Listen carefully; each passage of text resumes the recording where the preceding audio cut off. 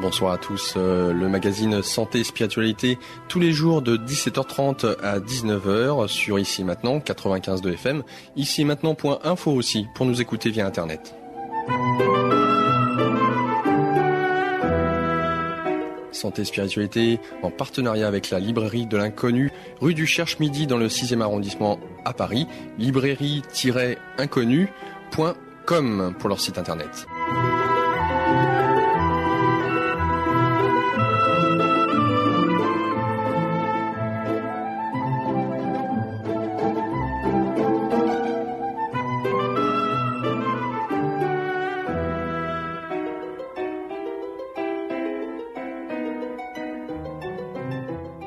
Il s'agit d'un extrait tiré du livre Conversation avec Dieu aux éditions Ariane, écrit par Neale Donald Walsch.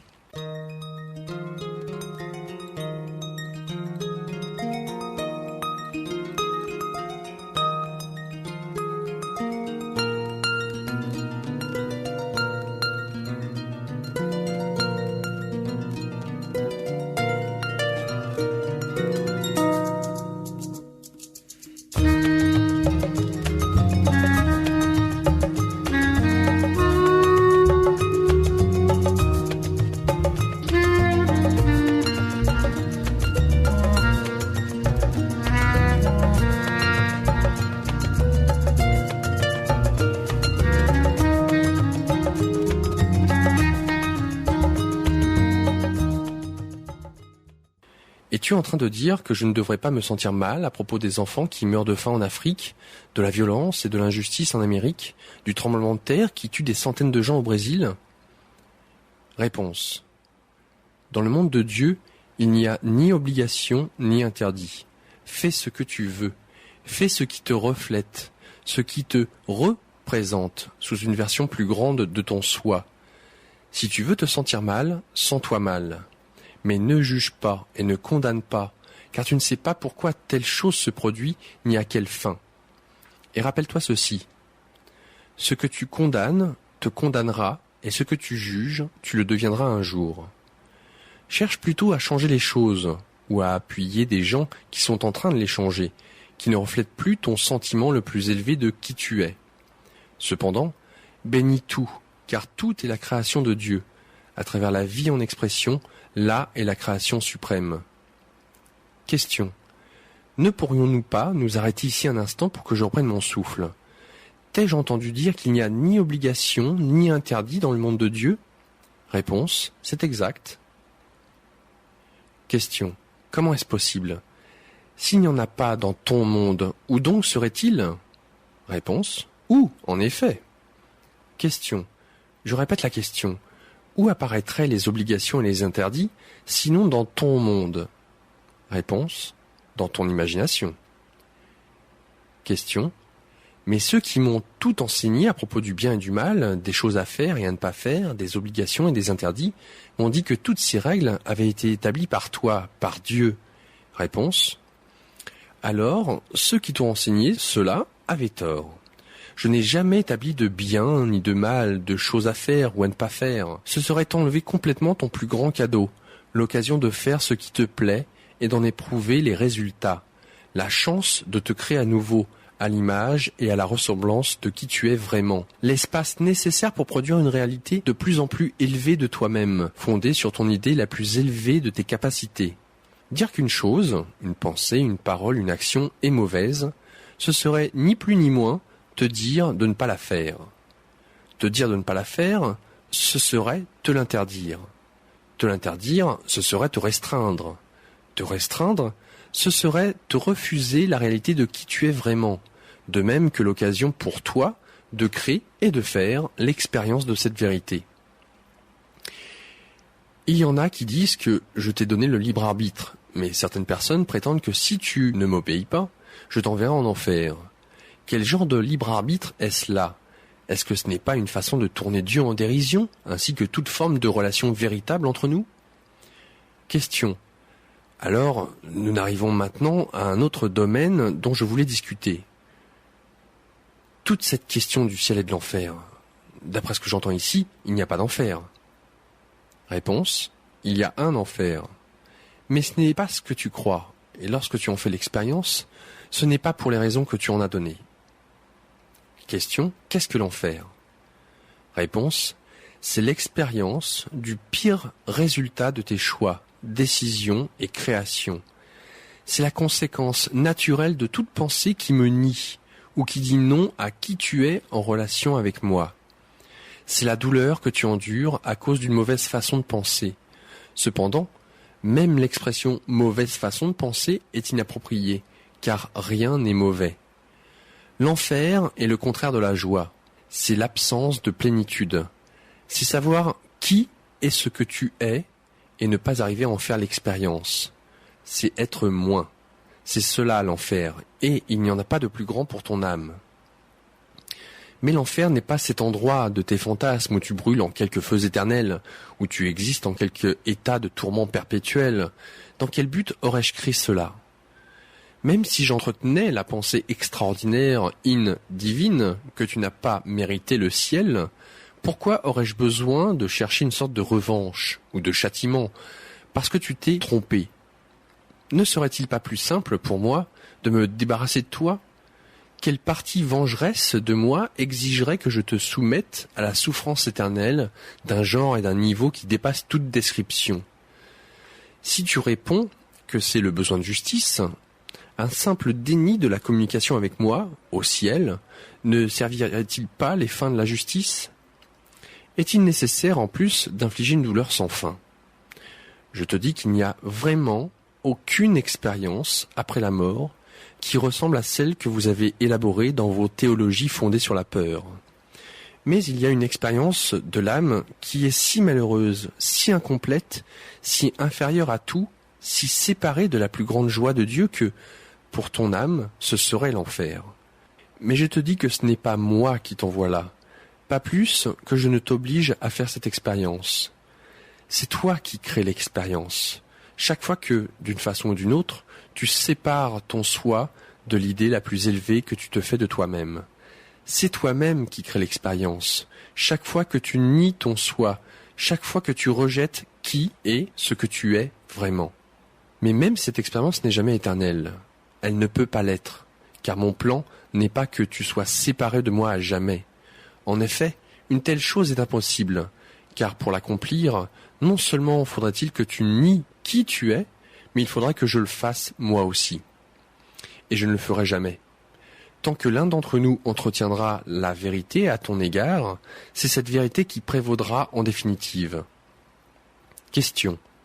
Mais s'il n'y a aucun enfer, cela veut-il dire que je peux faire ce que je veux, agir comme je veux, commettre n'importe quel acte, sans crainte d'être châtié?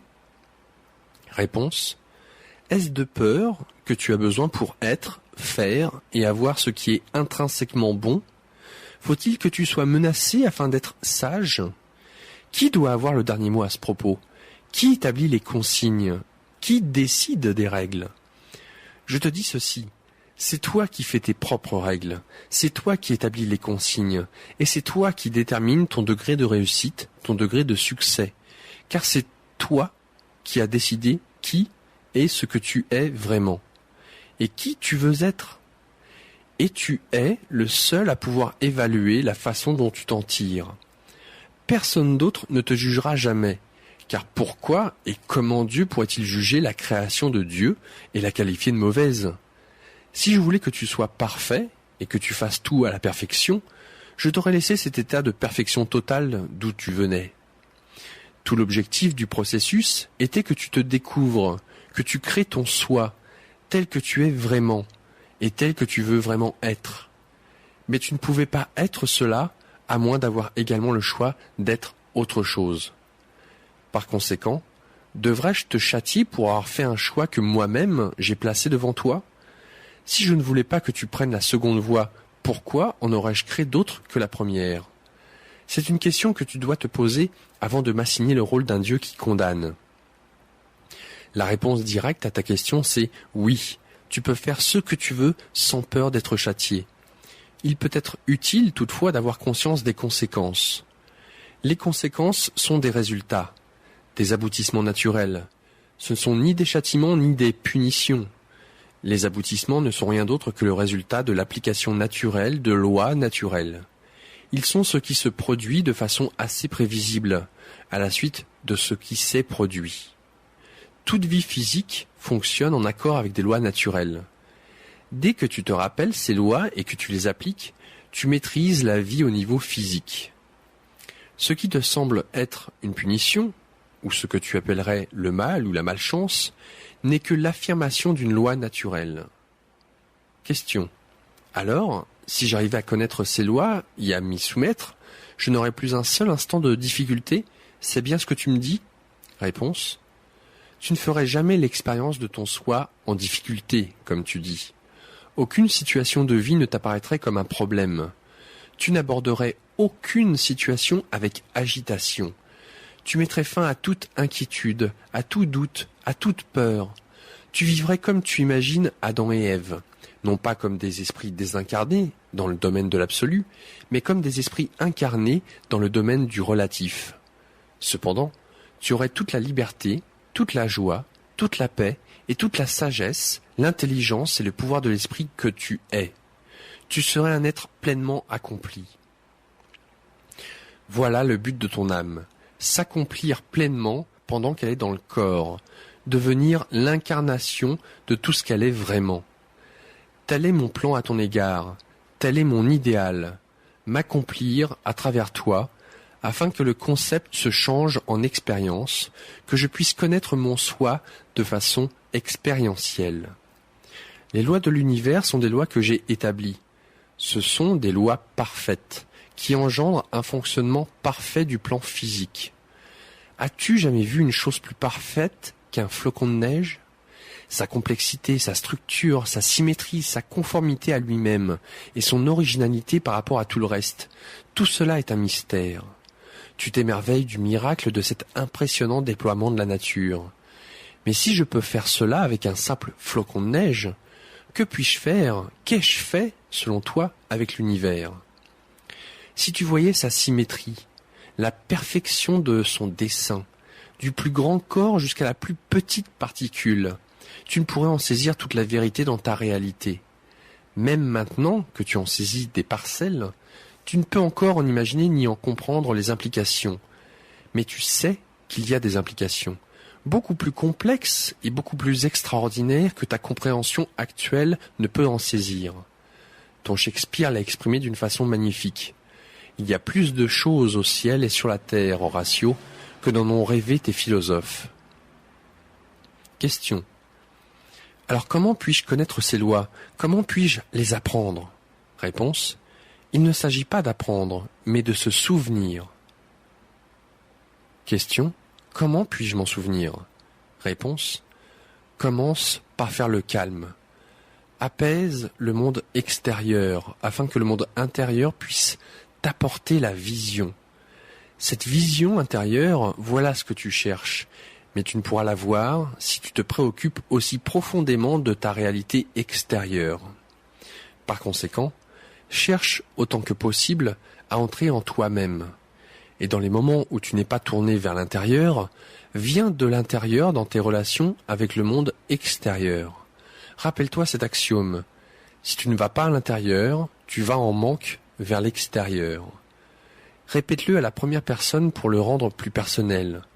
Si je ne vais pas vers l'intérieur, je vais en manque vers l'extérieur. Tu as passé ta vie tournée vers l'extérieur, mais tu n'as pas à le faire et tu n'avais pas à le faire. Il n'y a rien que tu puisses être, il n'y a rien que tu ne puisses faire, il n'y a rien que tu ne puisses avoir. Question. Cela ressemble à de belles promesses. Réponse. Quel autre genre de promesses t'attends-tu à recevoir de Dieu ? Me croirais-tu si je te le promettais ? Me croirais-tu si je te promettais moins que cela ? Depuis des milliers d'années, les gens n'ont pas cru les promesses de Dieu pour la raison la plus extraordinaire.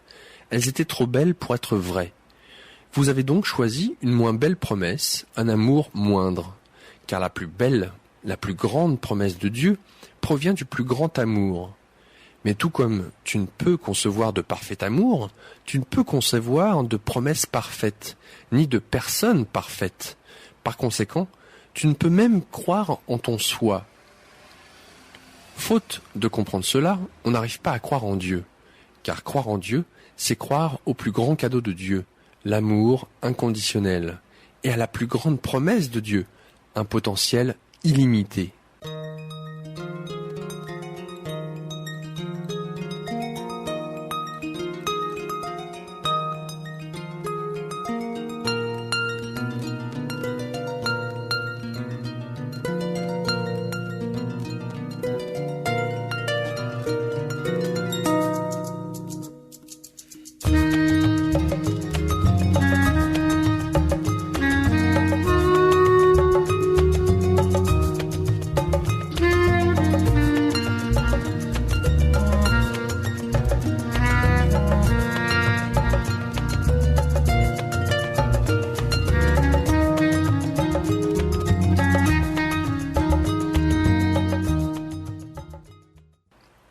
Question. Puis-je t'interrompre ici?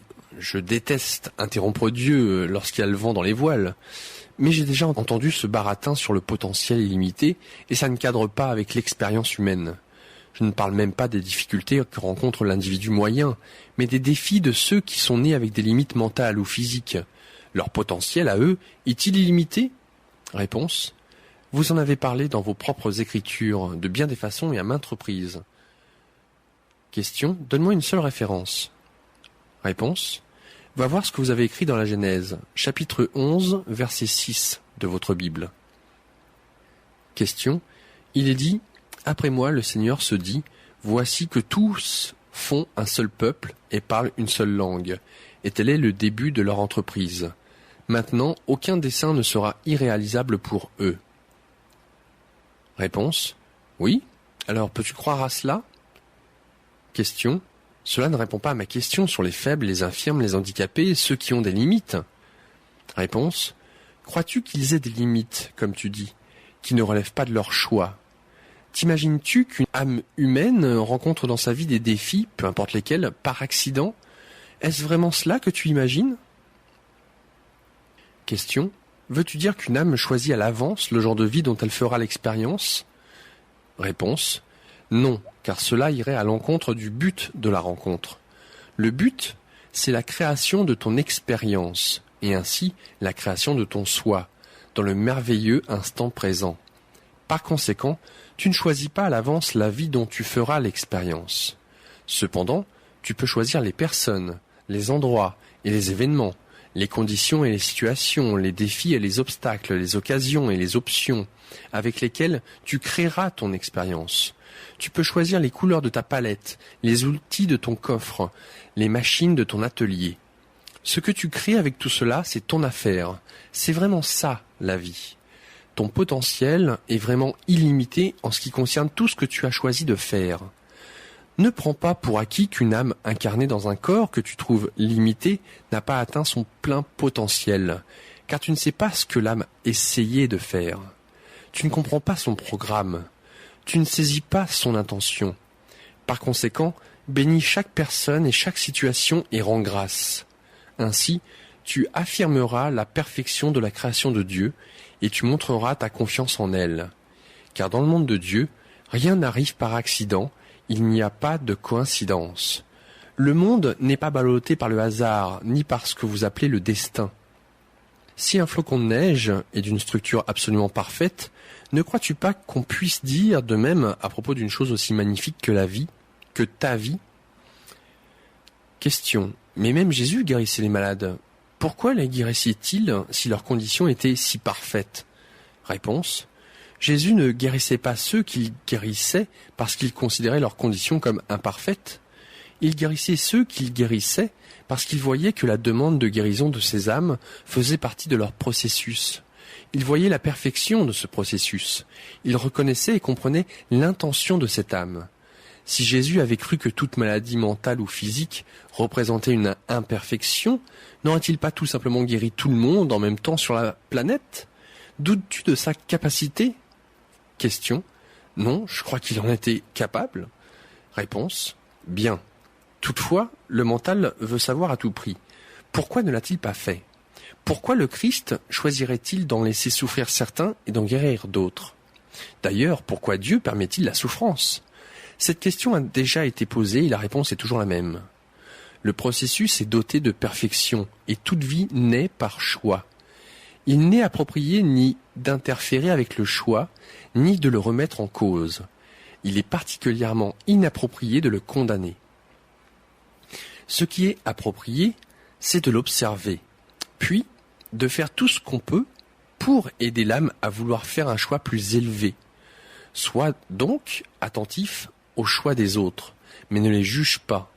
Sache que leur choix leur convient parfaitement en ce moment même, mais reste prêt à les aider si le moment vient pour eux de chercher à faire un nouveau choix, un choix différent, un choix plus élevé. Entre en communion avec les autres âmes, et leur but, leur intention t'apparaîtra clairement. C'est ce qu'a fait Jésus avec ceux qu'il a guéris, et avec tous ceux dont il a touché la vie. Jésus guérissait tous ceux qui venaient le trouver, ou qui lui envoyaient d'autres gens, le supplier en leur nom. Il n'accomplissait aucune guérison au hasard.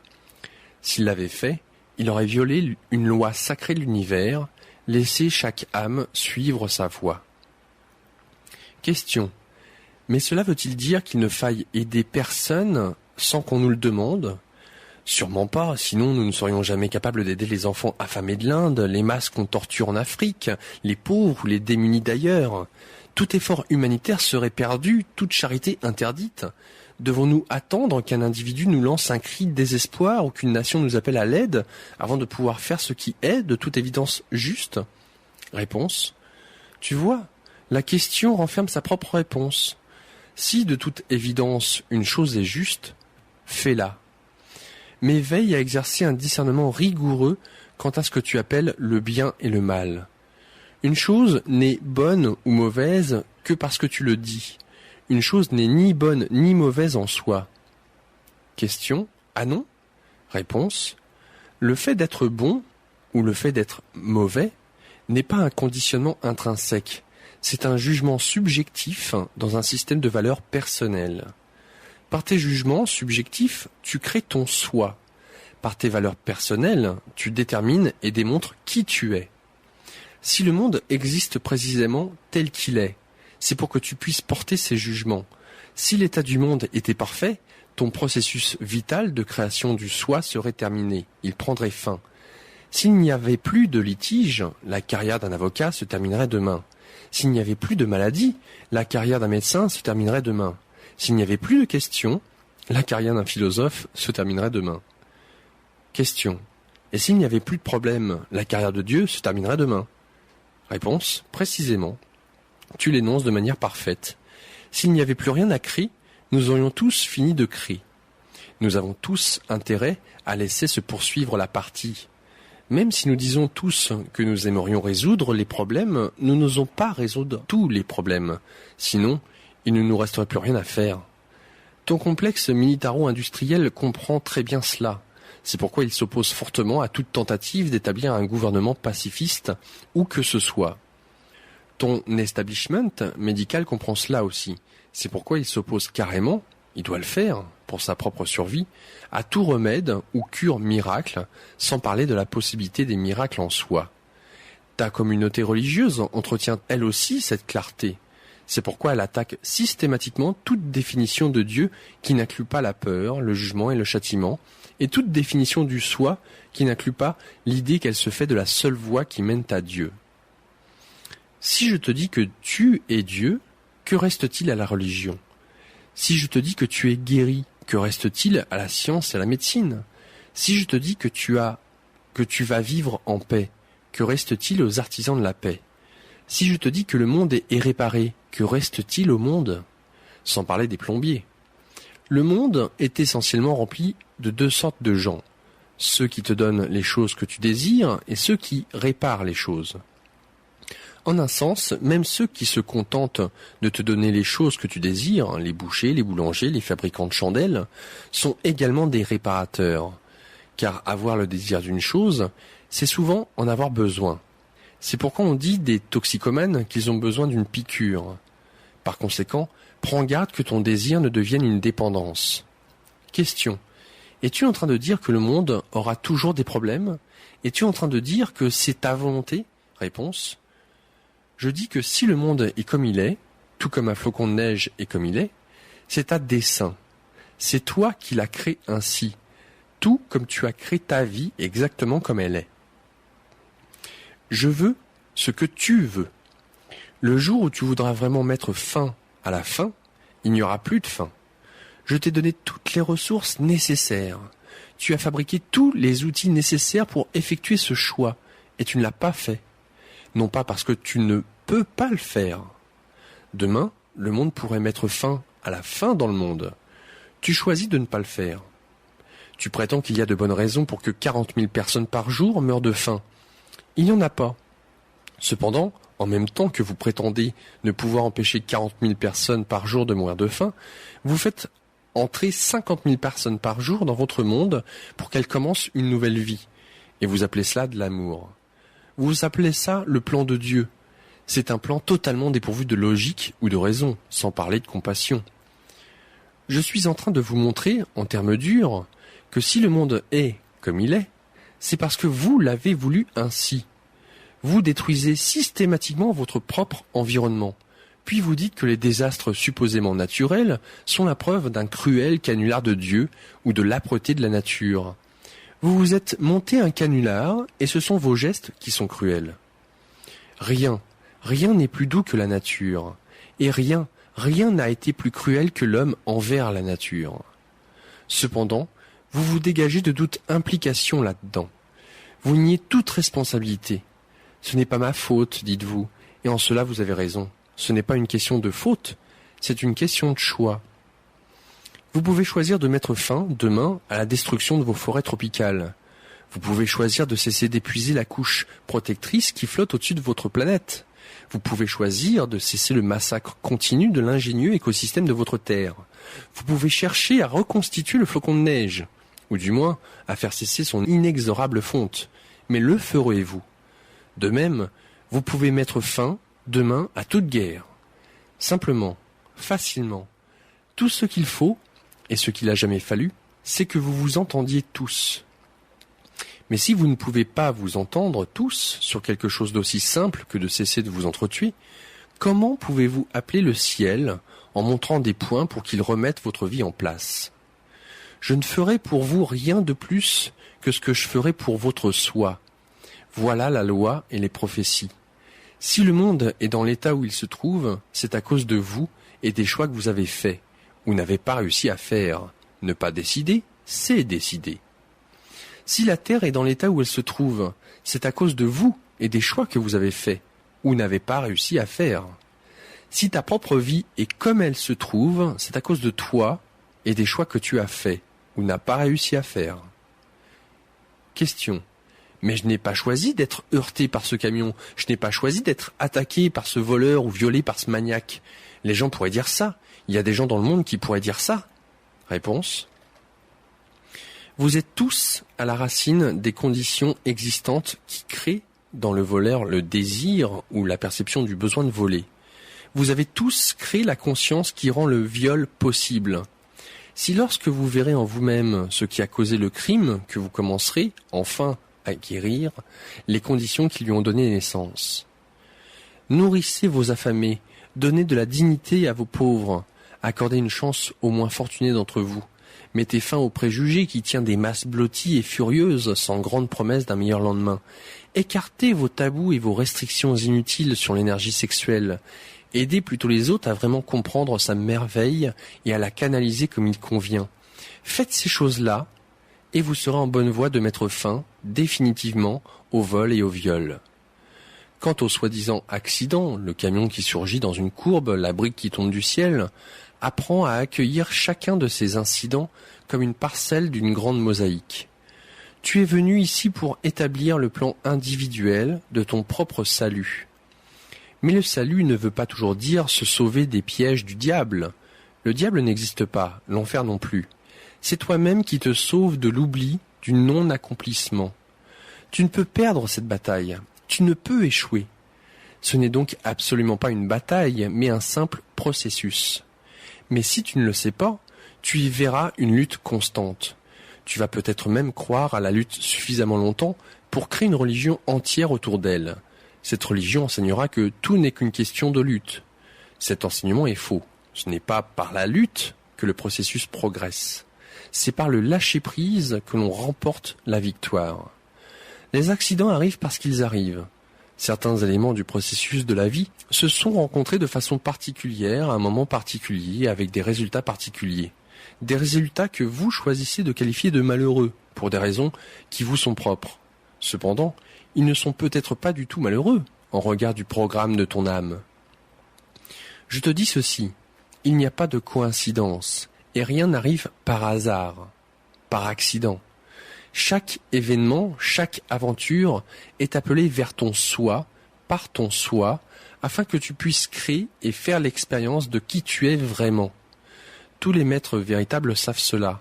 C'est pourquoi les maîtres mystiques demeurent imperturbables devant les pires expériences de la vie, telles que tu les définirais. Les grands maîtres de ta religion chrétienne comprennent cela. Ils savent que la crucifixion n'a pas dérangé Jésus. Il aurait pu s'en aller, mais il ne l'a pas fait. Il aurait pu arrêter le processus à tout moment. Il avait ce pouvoir, mais il ne l'a pas fait. Il s'est laissé crucifier afin de pouvoir représenter le salut éternel de l'homme. Regardez, disait-il, ce que je peux faire. Regardez ce qui est vrai. Et sachez que ces choses et bien d'autres, vous les ferez. Car ne vous ai-je pas dit que vous êtes des dieux? Mais vous ne croyez pas. Alors, si vous ne pouvez pas croire en vous-même, croyez en moi. La compassion de Jésus était si grande qu'il a demandé, et créé, un moyen d'avoir un tel impact sur le monde que tous iraient au ciel, l'accomplissement de soi. S'il n'y avait aucun autre moyen, alors ce serait par lui, car il a vaincu le malheur et la mort. Et tu pourras en faire autant. Le plus grand enseignement du Christ n'était pas « tu auras la vie éternelle », mais « tu l'as ». Non pas « tu seras en fraternité avec Dieu », mais « tu l'es ». Non pas « tu auras tout ce que tu demandes », mais « tu l'as ». Il suffit de le savoir, car tu es le créateur de ta réalité et la vie ne peut apparaître d'aucune autre façon pour toi que celle à laquelle tu peux penser qu'elle apparaîtra. C'est par la pensée que tu l'as fait exister. C'est la première étape de la création. Dieu le Père est pensée. Ta pensée est le parent qui donne naissance à toute chose.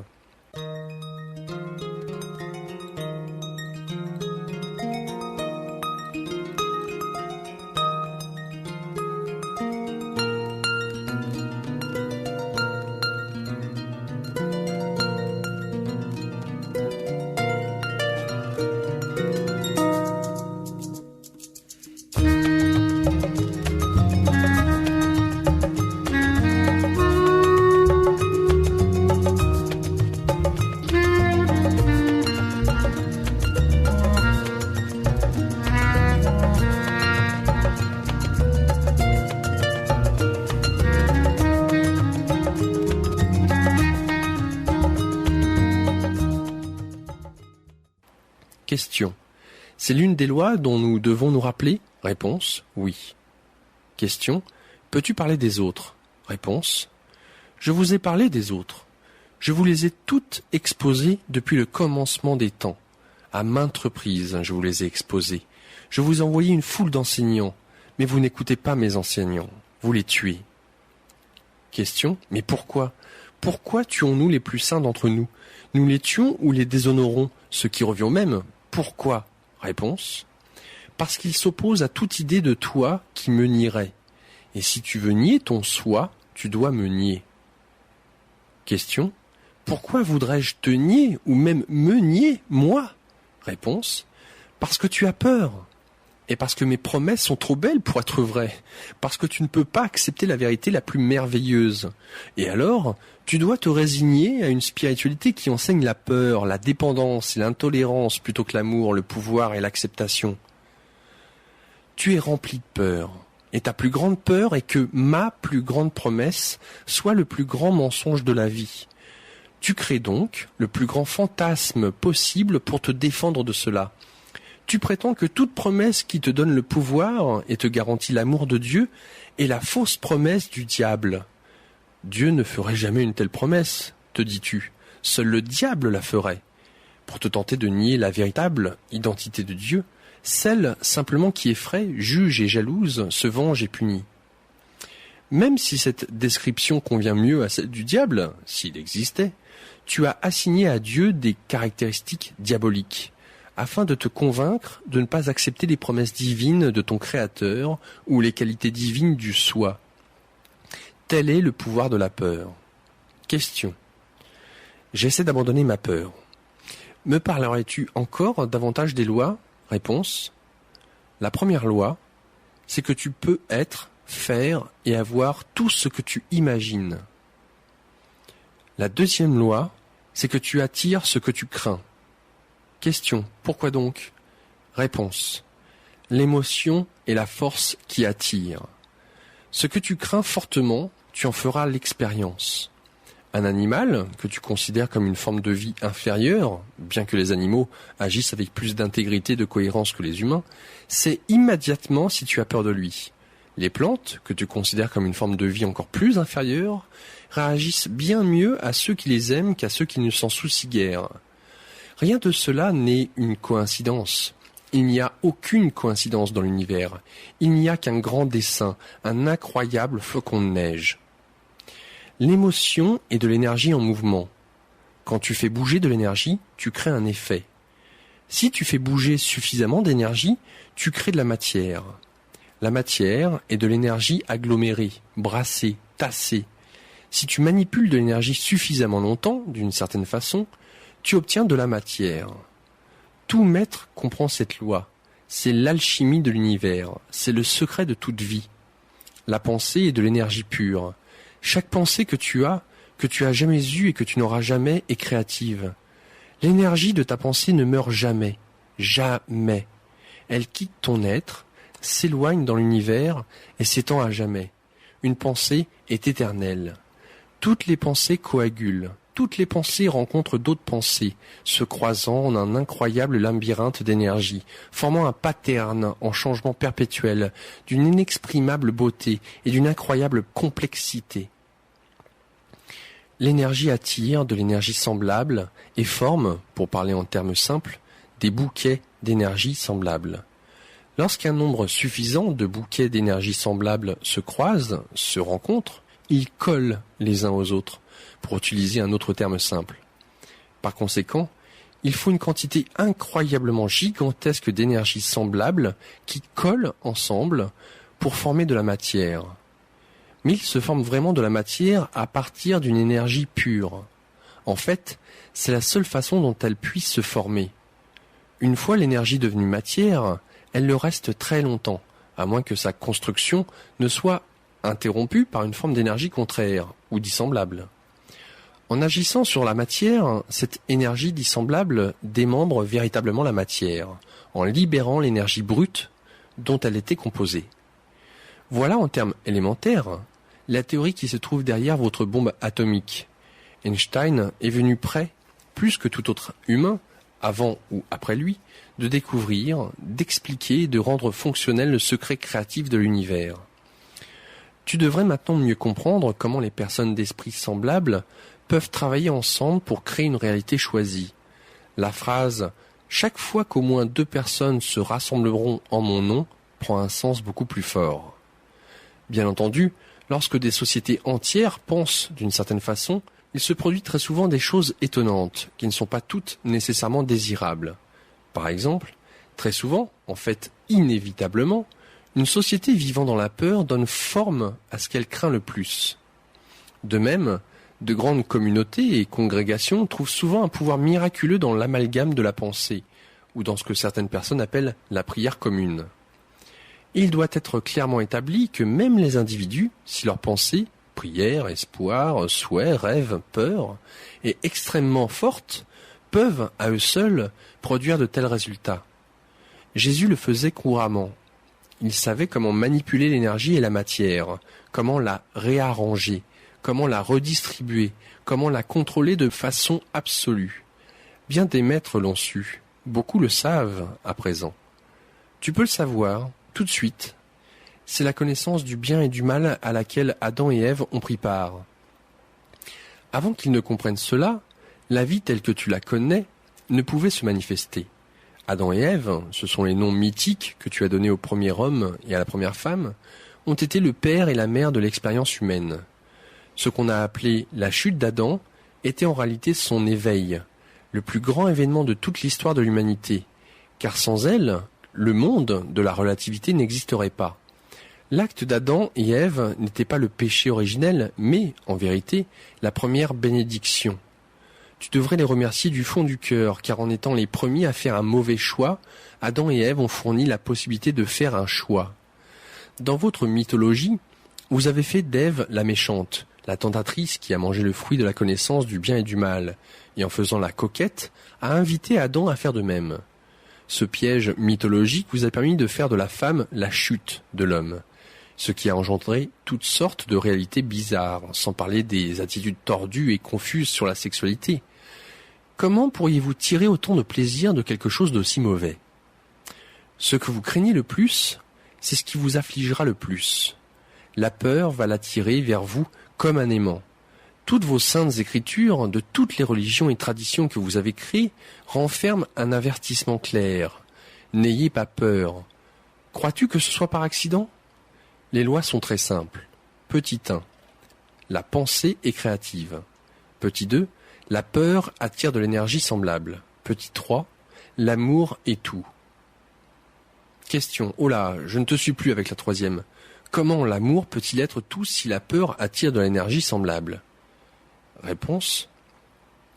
L'amour est l'ultime réalité. C'est la seule, le tout. Le sentiment d'amour est ton expérience de Dieu.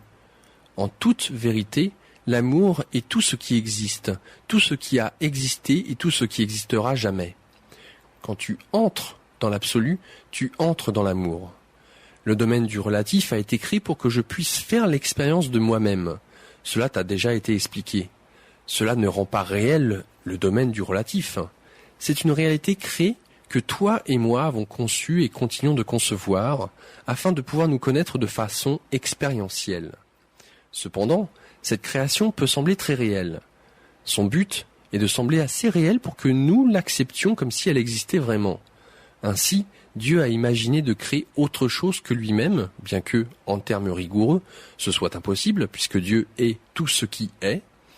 En créant autre chose, c'est-à-dire le domaine du relatif, j'ai produit un environnement dans lequel tu peux choisir d'être Dieu, plutôt que de seulement te faire dire que tu es Dieu, dans lequel tu peux faire l'expérience de la divinité comme un acte de création et non comme une conceptualisation dans lequel la petite chandelle au soleil, la plus petite âme, peut se connaître comme étant la lumière. La peur est l'extrême opposé de l'amour. C'est la polarité primale. En créant le domaine du relatif, j'ai d'abord créé le contraire de moi-même. Alors, dans le domaine dans lequel vous vivez, sur le plan physique, on ne peut être qu'à deux endroits, dans la peur ou dans l'amour. Les pensées enracinées dans la peur produiront telle sorte de manifestation sur le plan physique. Les pensées enracinées dans l'amour en produiront telle autre. Les maîtres qui ont foulé le sol de la planète sont ceux qui ont découvert le secret du monde relatif et refusé de reconnaître sa réalité. Bref, les maîtres sont ceux qui n'ont choisi que l'amour, dans tous les cas, à tout instant, en toutes circonstances. Même à l'instant où on les tuait, ils ont aimé leurs meurtriers. Même pendant leur persécution, ils ont aimé leurs oppresseurs. Tu as de la difficulté à entendre cela, encore davantage à faire de même. Mais c'est ce que chaque maître a fait. Peu importe sa philosophie, peu importe sa tradition, peu importe sa religion, c'est ce que chaque maître a fait. Cet exemple et cette leçon ont été clairement énoncés à votre intention. À maintes reprises, encore et toujours, ils vous ont été montrés. En tout temps et en tout lieu, tout au long de votre vie et à chaque instant. L'univers a utilisé tous les moyens nécessaires pour placer cette vérité devant vous, en chansons et en contes, en poésie et en danse, en paroles et en mouvement, dans des images du mouvement que vous appelez films et dans des collections de paroles que vous appelez livres.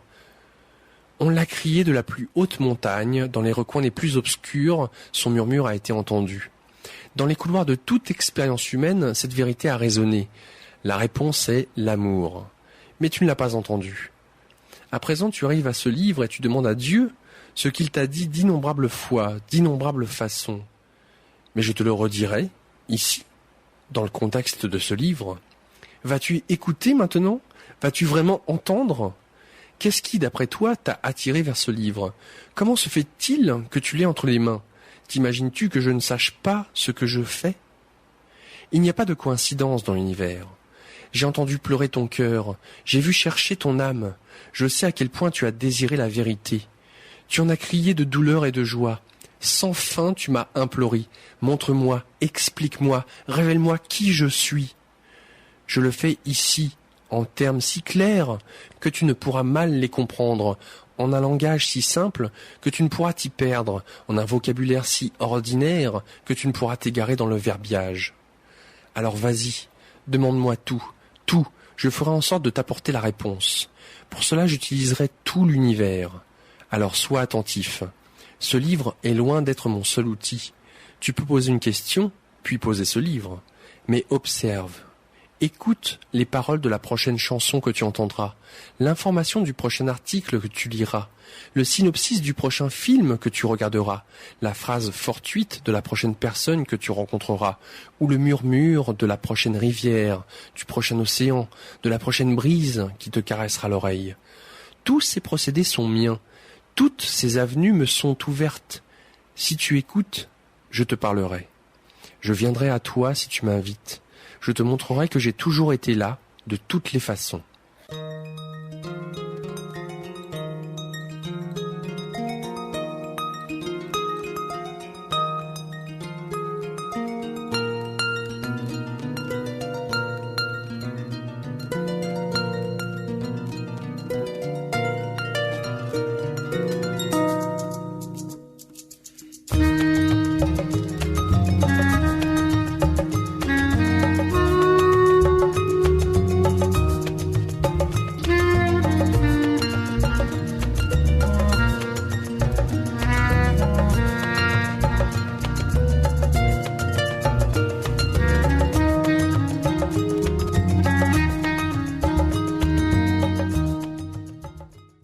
Chapitre 2. Tu me fais savoir quel chemin mène à la vie. On trouve une joie pleine en ta présence, un plaisir éternel près de toi. Psaume 16, 11. Question. Toute ma vie, j'ai cherché la voie qui mène à Dieu. Réponse. Je sais. Question. Et maintenant que je l'ai trouvé, je ne peux le croire. C'est comme si j'étais là en train de m'écrire à moi-même. Réponse. C'est bien ce que tu es en train de faire. Question. Cela ne ressemble pas à ce qui est censé être une communication avec Dieu. Réponse. Tu veux des tambours et des trompettes? Je verrai quelle disposition je peux prendre. Question. Tu sais, n'est-ce pas, que certains vont qualifier tout ce livre de blasphème, surtout si tu continues d'y apparaître sous les traits d'un petit malin? Réponse. Permets-moi de t'expliquer une chose.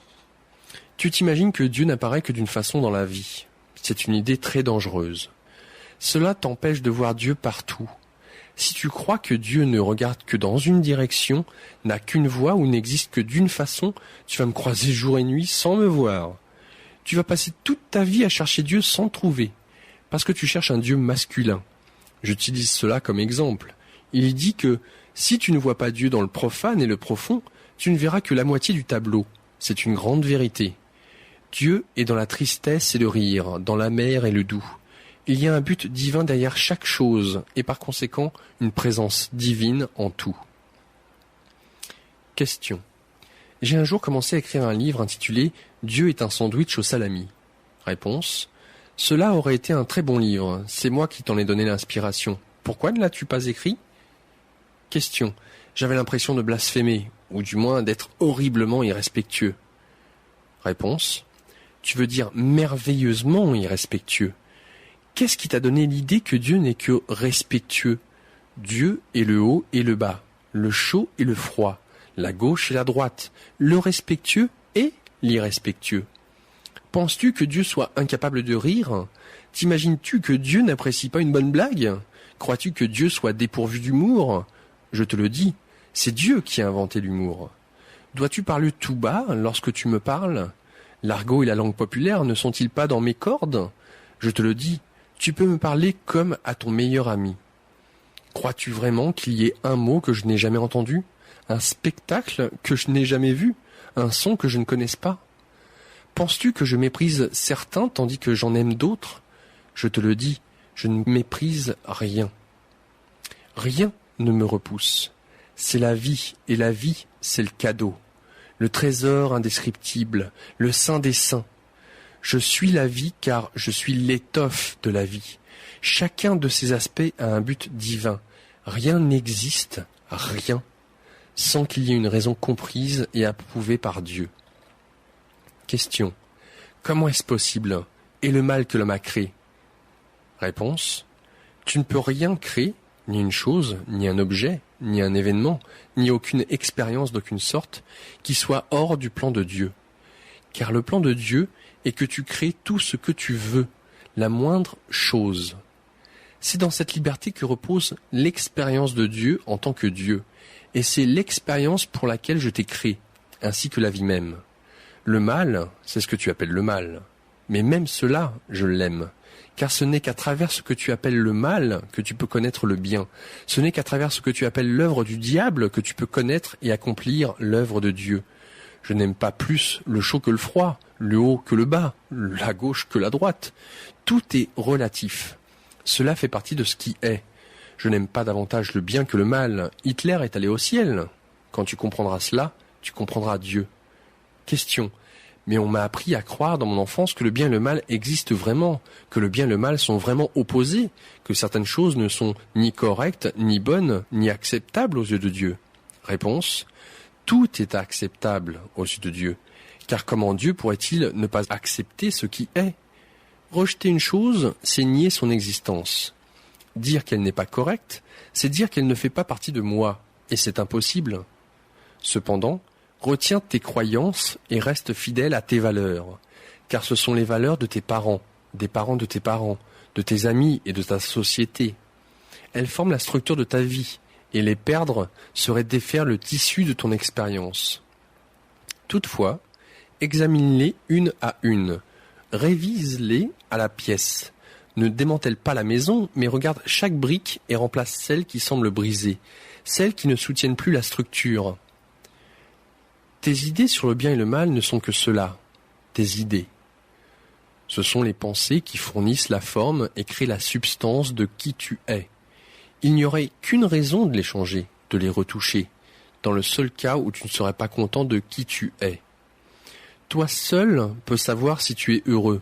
Toi seul peux dire de ta vie, c'est ma création, mon fils, en laquelle j'ai mis toute ma complaisance. Si tes valeurs te servent, retiens-les. Mets-les de l'avant, lutte pour les défendre. Mais cherche à lutter d'une façon qui ne nuise à personne. Il n'est pas nécessaire de blesser pour guérir. Question. Tu dis « retiens tes valeurs » et tu dis en même temps que nos valeurs sont toutes mauvaises. Aide-moi à comprendre. Réponse. Je n'ai pas dit que vos valeurs sont mauvaises, mais elles ne sont pas bonnes non plus. Ce ne sont que des jugements, des affirmations, des décisions. La plupart ont été écrites par quelqu'un d'autre. Tes parents peut-être, ta religion, tes professeurs, tes historiens, tes politiciens. Parmi les jugements de valeur que tu as incorporés dans ta vérité, tu en as fait très peu pour toi-même, à partir de ta propre expérience. Pourtant, c'est pour l'expérience que tu es venu ici, et à partir de ton expérience, tu es venu te créer. Tu t'es créé à partir de l'expérience des autres. S'il existait un seul péché, ce serait celui-là, de te laisser devenir ce que tu es à cause de l'expérience des autres. C'est le péché que vous avez commis, vous tous. Vous n'attendez pas de faire votre propre expérience, vous acceptez l'expérience des autres comme un évangile, littéralement. Puis, la première fois que vous rencontrez l'expérience véritable, vous superposez sur cette rencontre ce que vous pensez déjà savoir.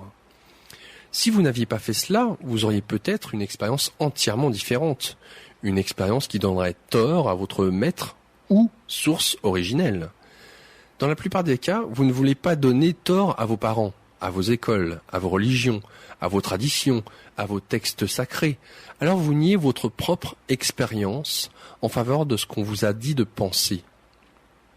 C'est dans votre attitude par rapport à la sexualité humaine qu'on en trouve le meilleur exemple.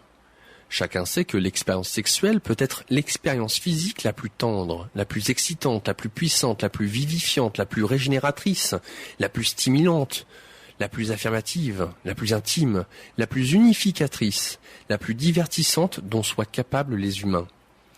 Ayant découvert cela de façon expérientielle, vous avez choisi plutôt d'accepter, à propos du sexe, les jugements, opinions et idées qu'ont promulgués les autres, qui ont tous un intérêt dans votre façon de penser. Ces opinions, jugements et idées étaient en contradiction directe avec votre propre expérience, mais, parce que vous avez peur de donner tort à vos maîtres, vous êtes convaincu que votre expérience était mauvaise. Par conséquent, vous avez trahi votre propre vérité à ce sujet, et les résultats en sont désastreux. Vous avez fait la même chose en ce qui concerne l'argent. Chaque fois dans votre vie que vous avez eu des tas et des tas d'argent, vous vous êtes merveilleusement bien senti. Vous avez merveilleusement apprécié de le recevoir, et vous avez apprécié de le dépenser. Il n'y avait rien de mal là-dedans, rien de mauvais, rien d'intrinsèquement mauvais. Mais on vous a tellement inculqué les enseignements des autres à ce sujet que vous avez rejeté votre expérience en faveur de la vérité. Ayant fait vôtre cette vérité, vous avez formé autour d'elle des pensées qui sont créatrices. Vous avez ainsi créé, autour de l'argent, une réalité personnelle qui l'écarte de vous. Car pourquoi chercheriez-vous à attirer ce qui n'est pas bon ? Étonnamment, vous avez créé cette même contradiction autour de Dieu. Tout ce que ressent votre cœur à propos de Dieu vous dit que Dieu est bon. Tout ce que vos enseignants vous disent à propos de Dieu, c'est que Dieu est mauvais. Votre cœur vous dit que vous pouvez aimer Dieu sans peur. Vos enseignants vous disent qu'il faut craindre Dieu car c'est un Dieu vengeur. Vous devez vivre dans la peur de la colère de Dieu, disent-ils. Vous devez trembler en sa présence. Toute votre vie, vous devez craindre le jugement du Seigneur, car le Seigneur est juste, vous dit-on.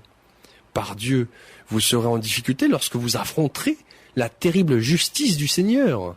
Par conséquent, vous devez obéir au commandement de Dieu, sinon... Surtout, ne posez pas de questions logiques telles que « Si Dieu voulait une stricte obéissance à ses lois, pourquoi a-t-il créé la possibilité que ces lois soient violées ?» Ah, vos enseignants vous disent « Parce que Dieu voulait que vous ayez le libre choix. » Mais où est la liberté de choix quand le choix d'une chose, plutôt que d'une autre, entraîne la condamnation ? Où est le libre choix, le libre arbitre, quand ce n'est pas votre volonté, mais celle d'un autre qu'il faut accomplir ? Ceux qui vous enseignent cela feraient de Dieu un hypocrite. On vous dit que Dieu est pardon et compassion, mais que si vous ne demandez pas ce pardon de la bonne façon, que si vous ne venez pas vers Dieu convenablement, votre requête ne sera pas entendue, votre cri tombera dans l'oubli. Même cela, ce ne serait pas si mal s'il n'y avait qu'une seule façon convenable, mais il y a autant de bonnes façons d'enseigner qu'il y a d'enseignants. La plupart d'entre vous passez donc la plus grande part de votre vie adulte à chercher la bonne façon de vénérer, d'obéir et de servir Dieu. L'ironie de tout cela, c'est que je ne veux pas de votre vénération, je n'ai pas besoin de votre obéissance et vous n'avez pas à me servir. Ces comportements sont ceux qu'ont exigé, historiquement, les monarques de la part de leurs sujets, et encore, en général les monarques égotistes, insécures et tyranniques. Ce ne sont d'aucune manière des demandes divines. Il semble remarquable que le monde n'ait pas déjà conclu que ces demandes sont contrefaites, car elles n'ont rien à voir avec les besoins ou désirs de la déité. La déité n'a aucun besoin. Tout ce qui est exactement cela. Tout ce qui est. Par conséquent, elle ne veut rien et ne manque de rien, par définition. Si vous choisissez de croire en un Dieu qui, d'une façon ou d'une autre, a besoin de quelque chose, et qui est si contrarié s'il ne l'obtient pas, qu'il punit ceux dont il s'attendait à le recevoir, alors vous choisissez de croire en un Dieu beaucoup plus petit que moi. Vous êtes vraiment les enfants d'un Dieu inférieur. Non, mes enfants, s'il vous plaît, laissez-moi vous assurer encore une fois par ces écrits que je suis dépourvu de besoin. Je n'ai besoin de rien. Cela ne veut pas dire que je sois sans désir. Les désirs et les besoins ne sont pas la même chose, bien que nombre d'entre vous les ayez fait coïncider dans votre présente vie. Le désir est le commencement de toute création. C'est d'abord une pensée. C'est un grand sentiment de l'âme. C'est Dieu qui choisit ce qu'il créera ensuite. Question. Et quel est le désir de Dieu ? Réponse. Je désire d'abord me connaître et me ressentir dans toute ma gloire, savoir qui je suis. Avant de t'inventer et d'inventer tous les mondes de l'univers, il m'était impossible de le faire. Deuxièmement, je désire que tu connaisses et que tu sentes qui tu es vraiment, à travers le pouvoir que je t'ai donné de te créer et de faire l'expérience de toi-même de la façon que tu choisiras.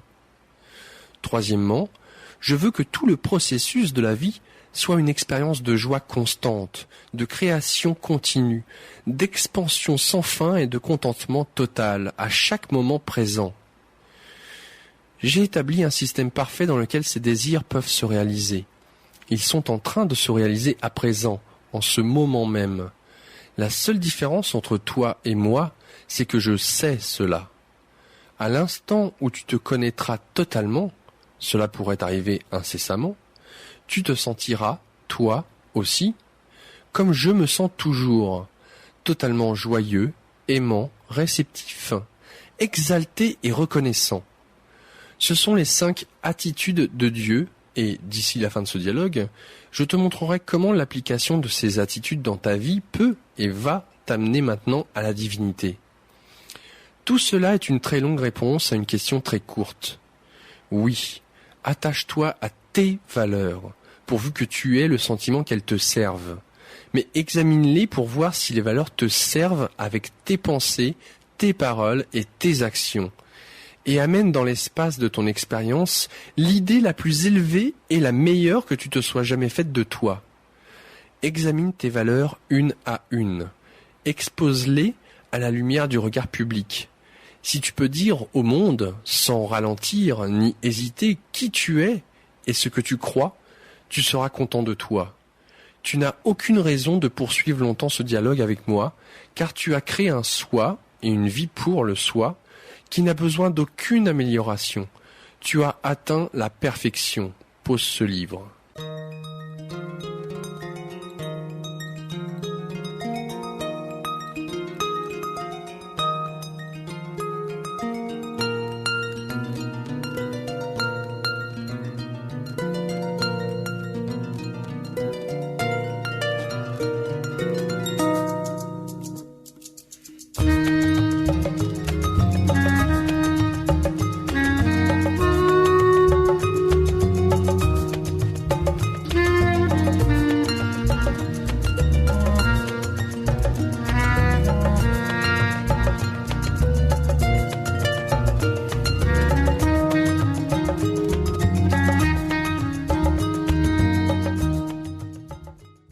Question.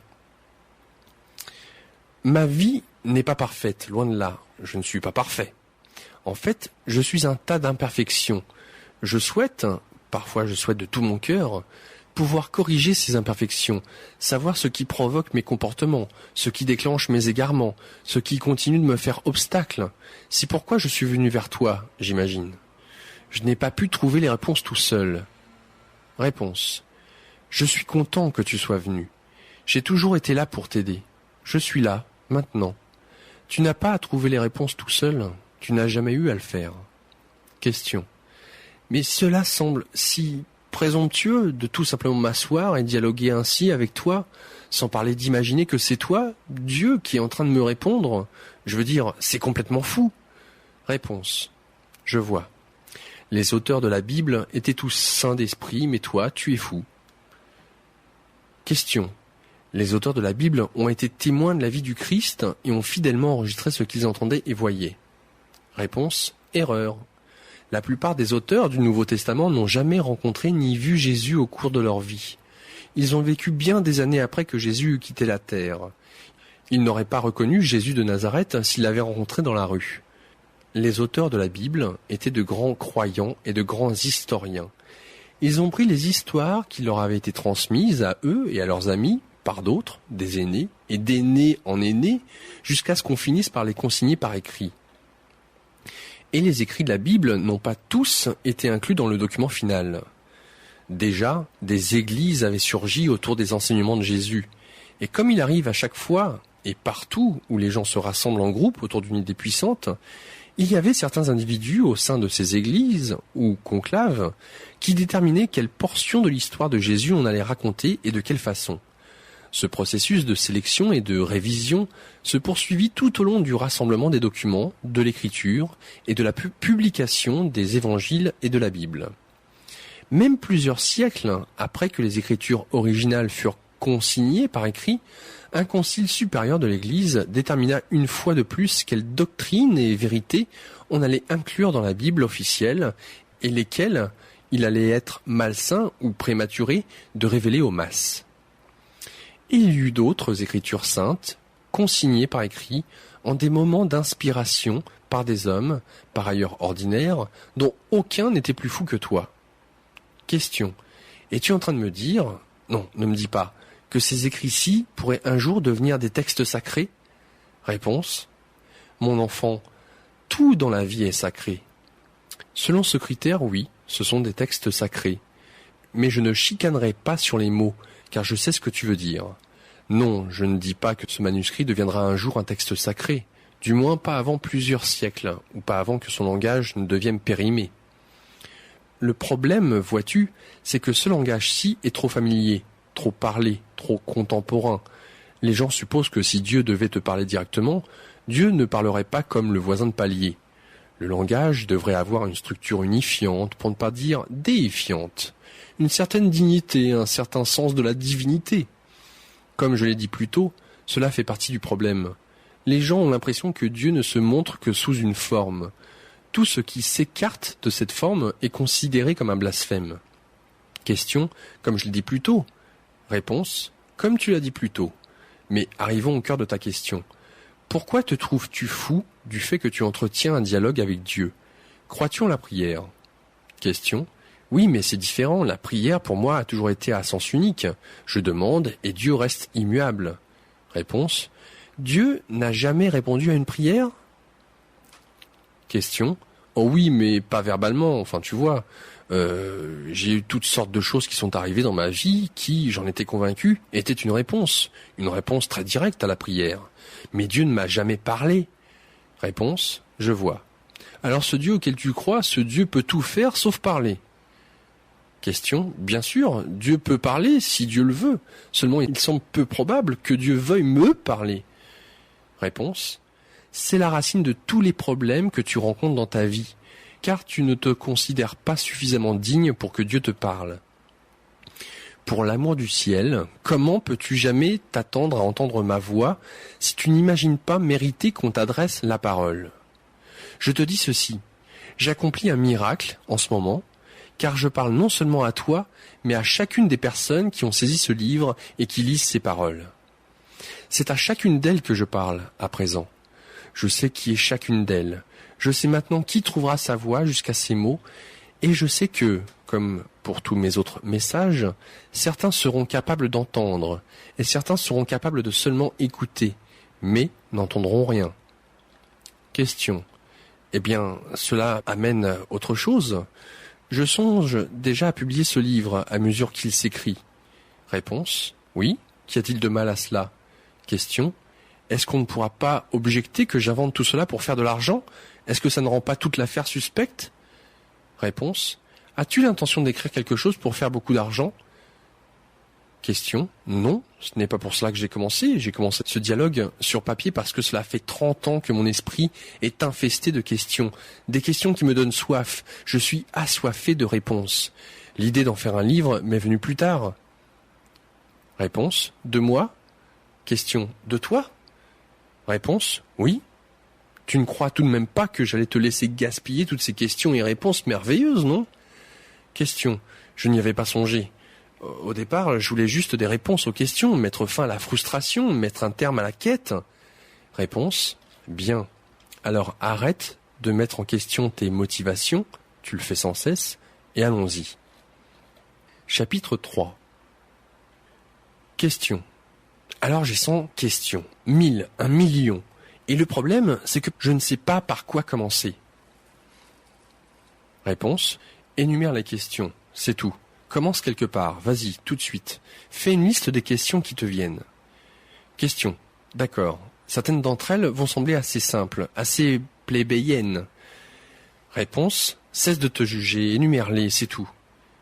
Question, bien. Alors voici celles qui me viennent à présent. Petit 1. Quand ma vie finira-t-elle par prendre son envol ? Que faut-il que je fasse pour m'organiser et atteindre un minimum de succès ? La lutte finira-t-elle un jour ? Petit 2. Quand en apprendrai-je suffisamment sur les relations personnelles pour qu'elles se déroulent sans difficulté ? Y a-t-il une façon d'être heureux dans les relations personnelles ? Sont-elles toujours forcément des défis ? Petit 3. Pourquoi est-ce qu'on dirait que je ne peux jamais attirer suffisamment d'argent dans ma vie ? Suis-je destiné à vivoter et à économiser sur tout, à tout jamais ? Qu'est-ce qui m'empêche de réaliser mon plein potentiel à cet égard ? Petit 4. Pourquoi ne puis-je pas faire ce que je veux vraiment faire tout en gagnant ma vie ? Petit 5. Comment puis-je résoudre certains des problèmes de santé que j'affronte ? J'ai été la victime de suffisamment de problèmes chroniques pour toute une vie. Pourquoi est-ce que je les ai tous maintenant ? Petit 6. Quelles leçons karmiques suis-je censé apprendre ici ? Qu'est-ce que j'essaie de maîtriser ? Petit 7. La réincarnation existe-t-elle ? Combien de vies antérieures est-ce que j'ai eues ?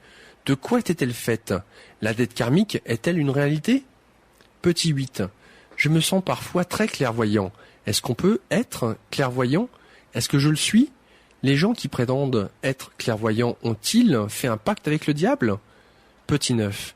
Est-il correct de recevoir de l'argent pour du bien qu'on a fait ? Si je choisis de faire un travail de guérison dans le monde, l'œuvre de Dieu, puis-je faire cela et atteindre l'abondance financière, ou est-ce que les deux s'excluent mutuellement ? Petit 10. Le sexe est-il une bonne chose ? Allons, quelle est la vérité qui se cache derrière cette expérience humaine ? Le sexe est-il purement destiné à la procréation, comme le disent certaines religions ? Atteint-on la sainteté véritable et l'illumination par le reniement ou la transmutation de l'énergie sexuelle ? Est-il correct de faire l'amour sans amour ? La seule sensation physique est-elle une raison suffisante ? Petit 11. Pourquoi as-tu fait du sexe une expérience humaine si bonne, si spectaculaire, si puissante, si nous devons tous nous en abstenir autant que possible ? Alors, qu'est-ce qui se passe ? D'ailleurs, pourquoi tout ce qui fait plaisir est-il immoral, illégal ou riche en calories ? Petit 12. Y a-t-il de la vie sur les autres planètes ? En avons-nous reçu la visite ? Est-ce qu'on nous observe à présent ? Verrons-nous dans cette vie la preuve irrévocable et indiscutable d'une vie extraterrestre ? Est-ce que chaque forme de vie a son propre Dieu ? Es-tu le Dieu de tout cela ? Petit 13. L'utopie se réalisera-t-elle un jour sur la planète Terre ? Dieu se montrera-t-il jamais aux gens de la Terre, tel que promis ? Y aura-t-il un second avènement du Christ ? Y aura-t-il jamais une fin du monde ou une apocalypse, telle que prophétisée dans la Bible ? Existe-t-il une véritable religion unique ? Si oui, laquelle ? Ce ne sont que quelques-unes de mes questions, comme je l'ai dit, j'en ai 100 autres. Certaines de ces questions me gênent, elles semblent aussi prétentieuses qu'ignorantes. Mais réponds-y, je t'en prie, une à la fois, et parlons-en. Réponse. Bien. Nous entrons dans le vif du sujet. Ne t'excuse pas de poser ces questions. Ces questions des hommes et des femmes les posent depuis des centaines d'années. Si ces questions étaient si ridicules, elles ne reviendraient pas à répétition au fil des générations. Alors, passons à la question numéro 1. J'ai établi des lois dans l'univers qui te permettent d'avoir, de créer précisément ce que tu choisis. On ne peut déroger à ces lois ni les ignorer. Tu es en train de suivre ces lois en ce moment même. En lisant ceci, tu ne peux pas ne pas suivre la loi, car c'est ainsi que vont les choses. Tu ne peux t'écarter de cela. Tu ne peux agir en dehors de ces lois. Chaque minute de ta vie, tu as agi à l'intérieur de ces lois, et tout ce dont tu as fait l'expérience, tu l'as ainsi créé. Tu es en partenariat avec Dieu. Nous partageons une alliance éternelle. La promesse que je t'ai faite, c'est de toujours te donner ce que tu demandes. Ta promesse, c'est de demander, de comprendre le processus de la demande et de la réponse. Je t'ai déjà expliqué ce processus. Je vais le faire à nouveau, afin que tu le comprennes clairement. Tu es un être triple. Tu es un corps, un esprit et une âme. Tu pourrais également appeler cela le physique, le non-physique et le métaphysique. C'est la Sainte Trinité, et on lui a donné bien des noms. Ce que tu es, je le suis. Je me manifeste en tant que 3 en 1. Certains de vos théologiens ont appelé cela le Père, Fils et Saint-Esprit. Vos psychiatres ont reconnu ce triumvirat et l'ont appelé conscient, subconscient et supraconscient. Vos philosophes l'ont appelé le ça, le moi et le surmoi. La science l'appelle énergie, matière et antimatière. Les poètes parlent d'esprit, de cœur et d'âme. Les penseurs du Nouvel Âge font référence au corps, à l'esprit et à l'âme. Ton temps est divisé en passé, présent et futur. Ne serait-ce pas la même chose que subconscient, conscient et supraconscient ? De même, l'espace est divisé en trois. Ici, là et l'espace entre les deux. Ce qui est difficile, insaisissable, c'est de définir et de décrire l'espace entre les deux. Dès qu'on se met à définir ou à décrire l'espace que l'on décrit, devient ici ou là. Et pourtant, nous savons que cet espace entre les deux existe. C'est ce qui maintient ici et là en place. Tout comme l'Éternel, maintenant, maintient en place avant et après. Ces trois aspects de toi sont en réalité trois énergies. Tu pourrais les appeler pensée, parole et action. Les trois mises ensemble produisent un résultat qui, dans ton langage et ta compréhension, s'appelle un sentiment ou une expérience. Ton âme, subconscient, ça, esprit, passé, etc., est la somme de tous les sentiments que tu as jamais eus ou créés. Ta conscience de certains d'entre eux s'appelle ta mémoire. Lorsque tu as un souvenir, on dit que tu te rappelles. Cela veut dire remettre ensemble, rassembler les parties. Lorsque tu rassembleras toutes les parties de toi, tu te seras rappelé qui tu es vraiment. Le processus de la création commence par la pensée.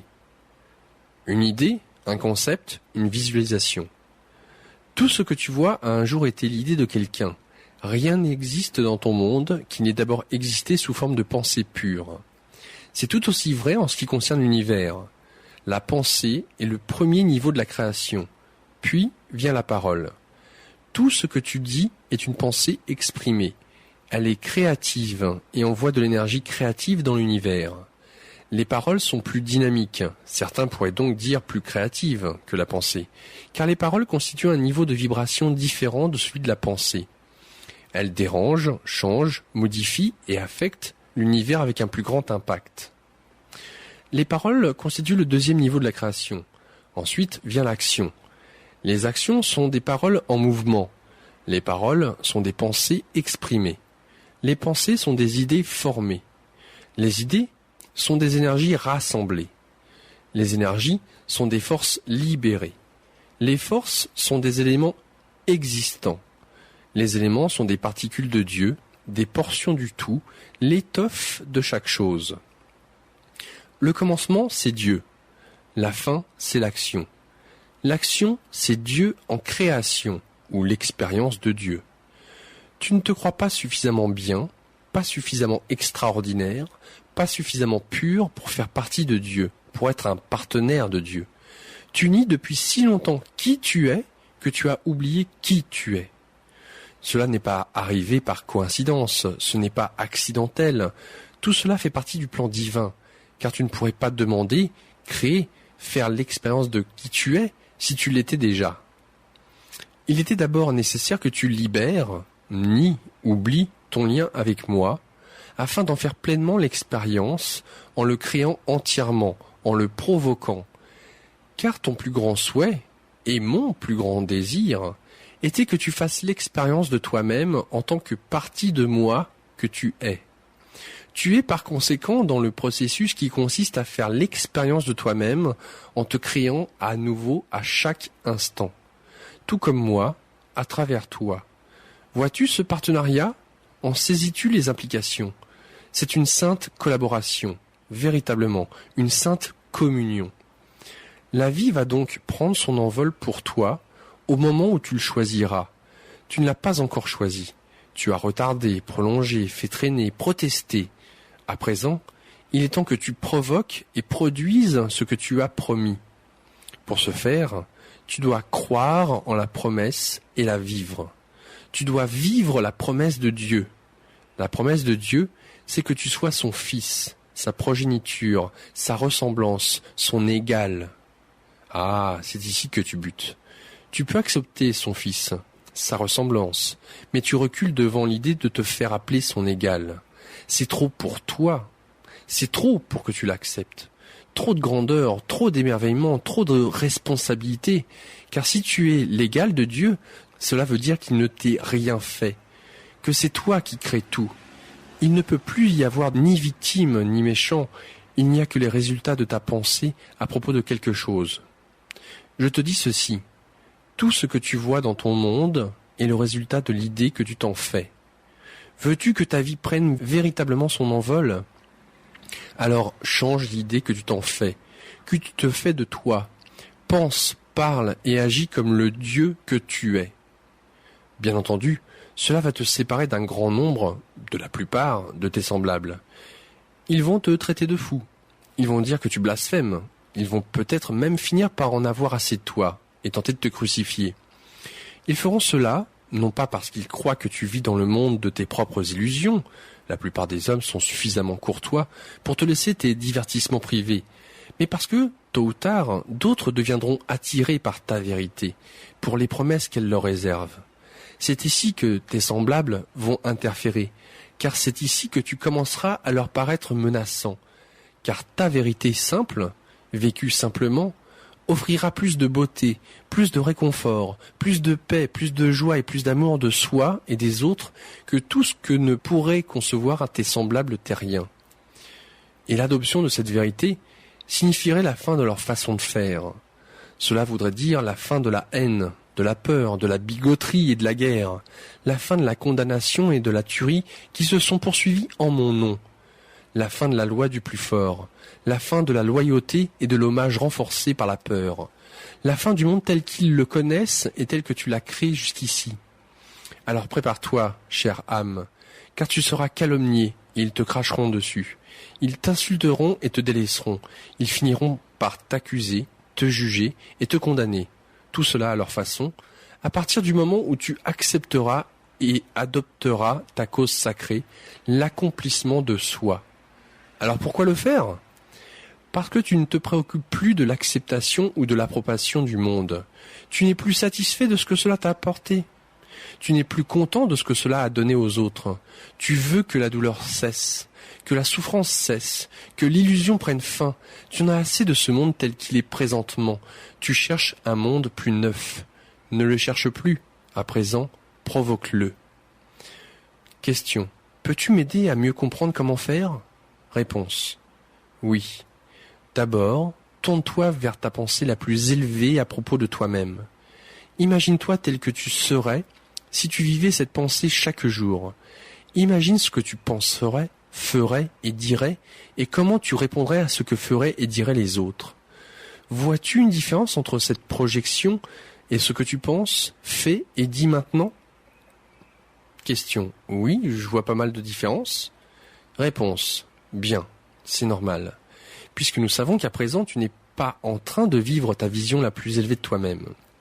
Alors, ayant vu les différences entre ton état actuel et celui que tu veux atteindre, commence à changer consciemment tes pensées, paroles et actions de façon à les adapter à ta vision la plus merveilleuse. Cela exigera un incroyable effort mental et physique. Cela entraînera une surveillance constante à chaque instant de chacune de tes pensées, de chacune de tes paroles et de chacun de tes gestes. Cela impliquera que tu fasses continuellement un choix conscient. Tout ce processus est un passage massif à la conscience. Ce que tu découvriras, si tu entreprends ce défi, c'est que tu as passé la moitié de ta vie inconscient, c'est-à-dire ignorant à un niveau conscient de ce que tu es en train de choisir en matière de pensée, de parole et d'action, jusqu'à ce que tu en fasses l'expérience de ses conséquences. Ensuite, lorsque tu en expérimentes les résultats, tu nies tout rapport entre ces derniers et tes pensées, paroles et actions. Je t'appelle à cesser de vivre dans une telle inconscience. C'est un défi auquel ton âme t'appelle depuis le commencement des temps. Question. Ce genre de surveillance mentale continuelle semble terriblement épuisante. Réponse. Elle le sera peut-être, jusqu'à ce qu'elle devienne une seconde nature. En fait, c'est ta seconde nature. Ta première nature est d'aimer inconditionnellement. ta seconde nature et de choisir d'exprimer ta première nature, ta vraie nature, ta façon consciente. Question, excuse-moi, mais ce genre de mise au point continuelle de tout ce que je pense, dit et fait, est-ce que ça ne me rendrait pas ennuyeux comme la pluie ? Réponse, jamais. Différent, oui. Ennuyeux, non. Jésus était-il ennuyeux ? Je ne pense pas. Le Bouddha était-il ennuyeux pour ceux qu'il fréquentait ? Les gens accouraient, suppliaient d'être en sa présence. Aucun de ceux qui ont atteint la maîtrise n'est ennuyeux. Singulier, peut-être. Extraordinaire, peut-être. Mais ennuyeux, jamais. Alors veux-tu que ta vie prenne son envol ? Commence tout de suite à l'imaginer telle que tu veux qu'elle soit, et entre là-dedans. Examine toute pensée, toute parole et toute action qui ne s'accorde pas avec cela. Éloigne-t'en. Lorsque tu as une pensée qui n'est pas alignée sur ta vision supérieure, passe à une nouvelle pensée sur le champ. Lorsque tu dis une chose qui n'est pas alignée sur ton idée la plus grandiose, prends note de ne plus rien dire de semblable. Lorsque tu fais une chose qui n'est pas alignée sur ta meilleure intention, décide que c'est pour la dernière fois. Et, si possible, arrange les choses avec tous ceux qui étaient concernés. Question. J'ai déjà entendu cela et j'ai toujours protesté parce que ça me paraît malhonnête. Écoute, si tu es malade comme un chien, tu n'es pas censé l'admettre. Si tu es fauché comme un clou, tu n'es pas censé le dire. Si tu es furieux en diable, tu n'es pas censé le montrer.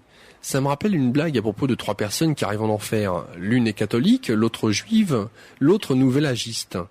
Le diable dit au catholique d'une façon sarcastique « Alors, est-ce que tu aimes cette chaleur ?» Le catholique dit en soupirant « J'en fais l'offrande ». Le diable demande alors au juif « Et toi, tu aimes cette chaleur ?» Le juif dit « En effet, à quoi d'autre pouvais-je m'attendre qu'à plus grand enfer ?» Finalement, le diable s'approche du nouvel-agiste.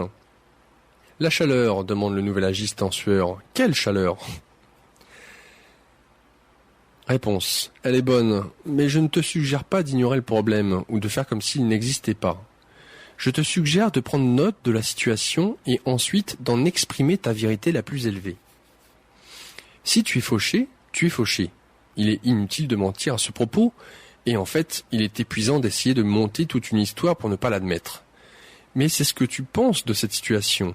Il est mauvais d'être fauché. C'est horrible. Je suis une mauvaise personne parce que les bonnes personnes qui travaillent fort et prennent des initiatives ne sont jamais fauchées, etc. Qui régit ta façon de ressentir le fait d'être fauché. Ce sont tes paroles à cet égard, je suis fauché, je n'ai pas un sou, je n'ai pas d'argent, qui dictent combien de temps tu resteras fauché. Ce sont tes actions environnantes, te plaindre, rester abattu, ne pas essayer de t'en sortir, parce que, à quoi bon de toute façon, qui crée ta réalité à long terme. La première chose qu'il faut comprendre à propos de l'univers, c'est qu'aucune situation n'est bonne ou mauvaise. Elle l'est, tout simplement. Alors cesse de poser des jugements de valeur. La deuxième chose à savoir, c'est que toutes les situations sont temporaires. Rien ne reste le même, rien ne demeure statique. De quelle façon une chose change, cela dépend de toi. Fin de cette lecture. Je vous rappelle qu'il s'agit d'un extrait tiré du livre Conversation avec Dieu aux éditions Ariane, écrit par Neale Donald Walsch.